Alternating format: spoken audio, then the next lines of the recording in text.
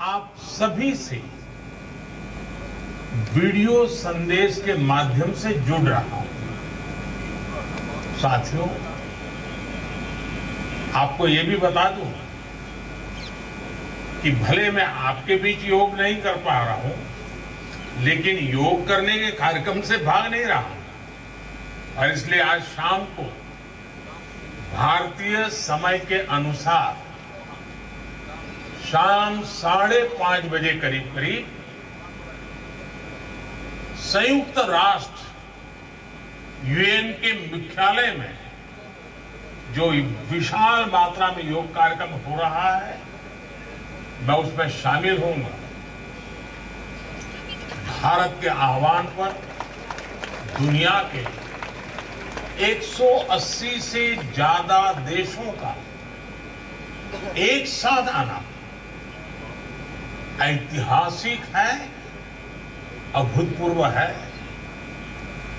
आप सबको याद होगा 2014 में जब यूएन जनरल असेंबली में योग दिवस का प्रस्ताव आया तो रिकॉर्ड देशों ने इसे समर्थन दिया था। तब से लेकर आज तक अंतर्राष्ट्रीय योग दिवस के जरिए योग एक वैश्विक आंदोलन बन गया है, ग्लोबल स्पिरिट बन गया है।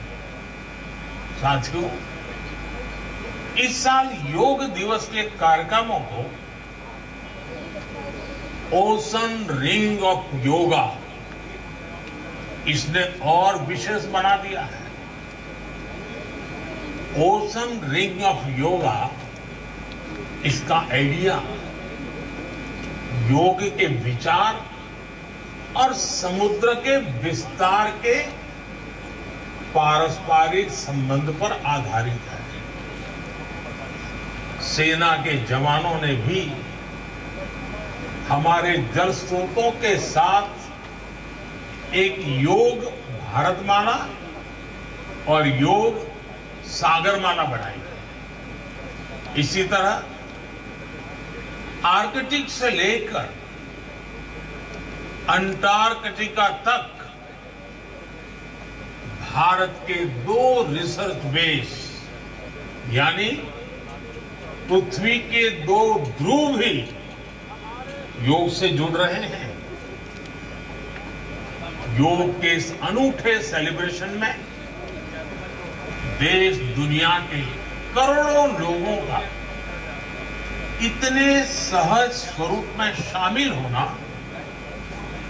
योग के प्रसार और प्रसिद्धि को,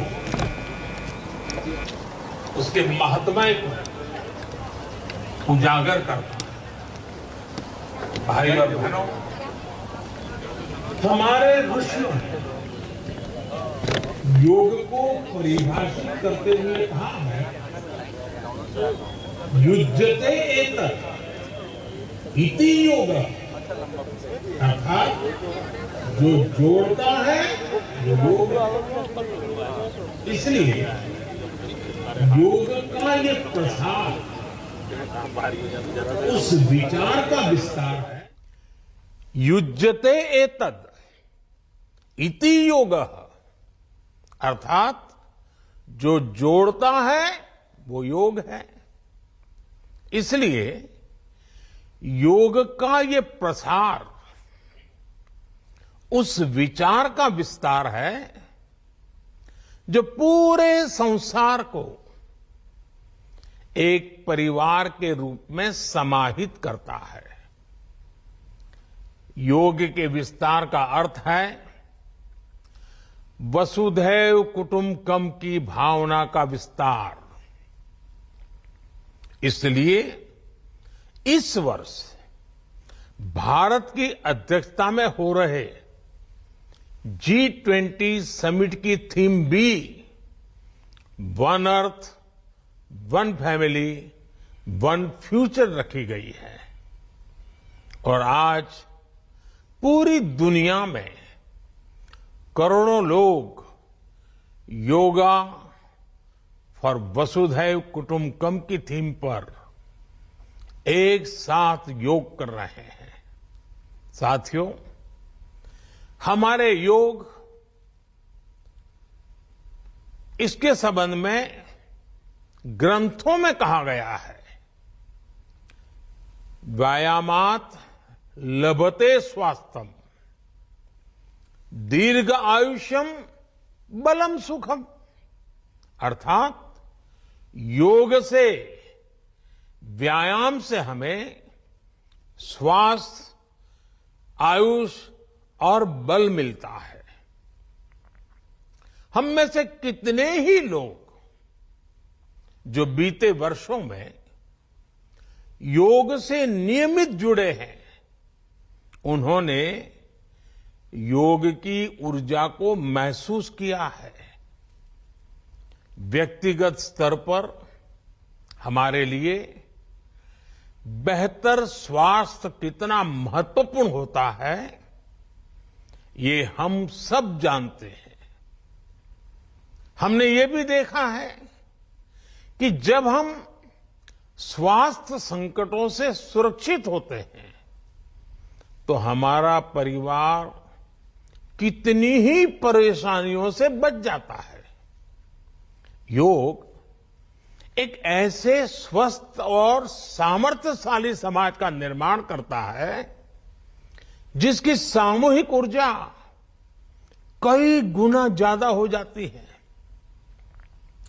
बीते वर्षों में स्वच्छ भारत जैसे संकल्पों से लेकर स्टार्टअप इंडिया जैसे अभियानों तक, आत्मनिर्भर भारत के निर्माण से लेकर सांस्कृतिक भारत के पुनर्निर्माण तक, देश और देश के युवाओं में जो असाधारण गति दिखी है, उसमें इस ऊर्जा का बहुत बड़ा योगदान है। आज देश का मन बदला है और इसलिए जनजीवन भी बदला है। साथियों, भारत की संस्कृति हो या समाज संरचना हो, भारत का आध्यात्म हो या हमारे आदर्श हो, भारत का दर्शन हो या दृष्टि हो, हमने हमेशा जोड़ने, अपनाने और अंगीकार करने वाली परंपराओं को पोषित किया है। हमने नए विचारों का स्वागत किया है, उन्हें संरक्षण दिया है। हमने विविधताओं को समृद्ध किया है, उन्हें सेलिब्रेट किया है। ऐसी हर संभावना को योग प्रबल से प्रबलतम करता है। योग हमारी अंतःदृष्टि को विस्तार देता है। योग हमें उस चेतना से जोड़ता है जो हमें जीव मात्र की एकता का एहसास कराती है, जो हमें प्राणी मात्र से प्रेम का आधार देती है।